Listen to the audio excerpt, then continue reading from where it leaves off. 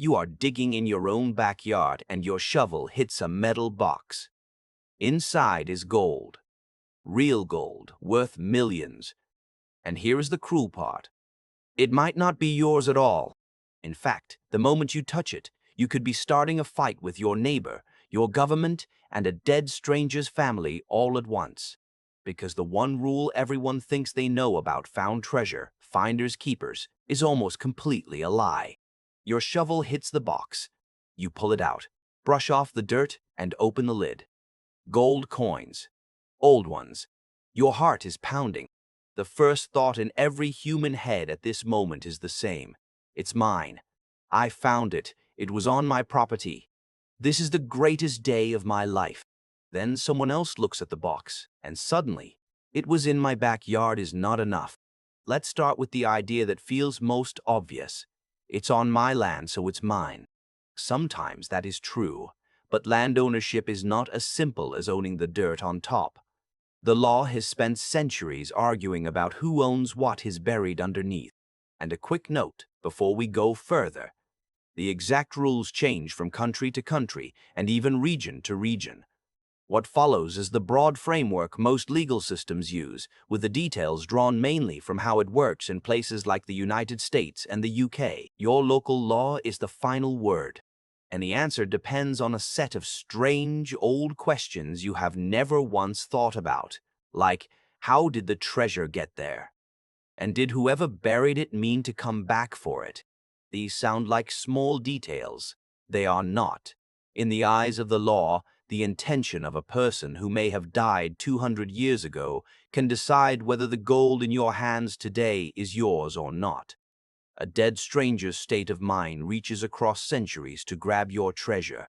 That second question, whether they meant to come back, matters more than anything else, and the answer splits your treasure into very different fates.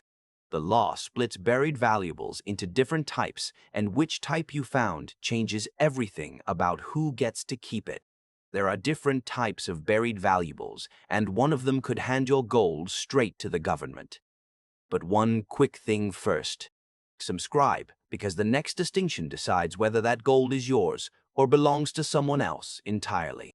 So, the types. The first is called treasure trove.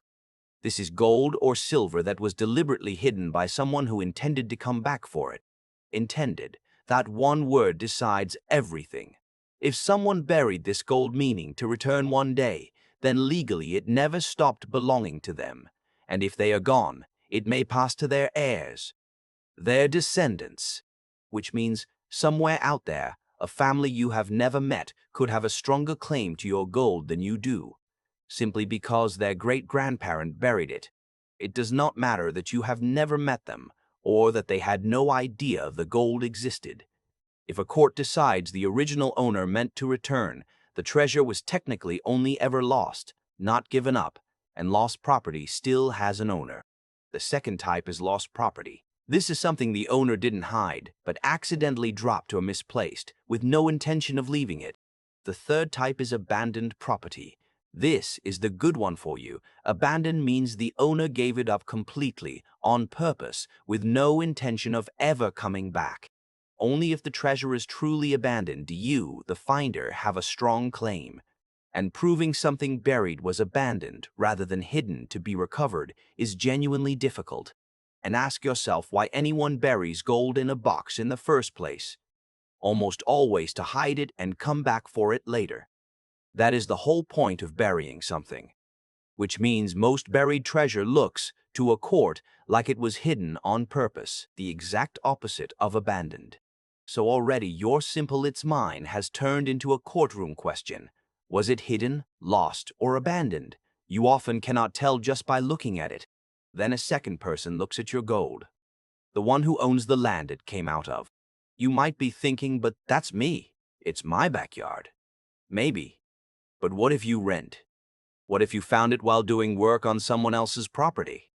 What if it was buried deeper than your property rights actually extend? In many places, the law favors the landowner over the finder. The idea is that everything attached to or buried in the land belongs to whoever owns the land, not whoever happened to be holding the shovel. So the finder and the landowner, even when they are different people, can end up in a direct fight over the same box of gold. And these fights are not quick. They can drag through courts for years, cost more in legal fees than many people earn, and end with the gold split, seized, or handed to someone who never touched a shovel in their life. And then a shadow falls over all of them, the government. Many countries have laws saying that certain finds, especially old or historically important ones, belong to the state. Full stop. Not to you. If your gold coins are ancient, they might be classified as a historical artifact. And the moment that word applies, the treasure can legally stop being treasure and start being heritage. Property of the nation. The logic is that a truly ancient hoard is not really yours or anyone's private prize. It is a piece of the country's story, and the country claims the right to protect it, study it, and put it in a museum instead of your pocket. In some places, you are legally required to report a significant find. If you don't, and you just sell it or hide it, you could be committing a crime. The dream of quietly getting rich can turn into a criminal case.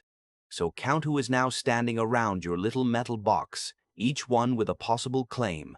Depending on where you are, as many as 4, you, the finder. The owner of the land, if that isn't you.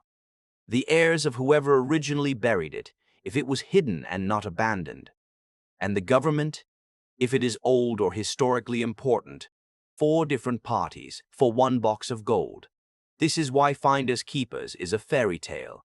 Real found treasure is not a prize, it is a legal knot. Picture how fast it turns. Monday, you find the gold. Tuesday, you tell your neighbor. Wednesday, a lawyer is involved. And by Friday, you find out the person with the strongest claim is not your neighbor at all. It is the government. And the knot is often decided by tiny details. What country you are in. What state or region. Whether you reported it. How old the coins are. Whether the land is truly yours.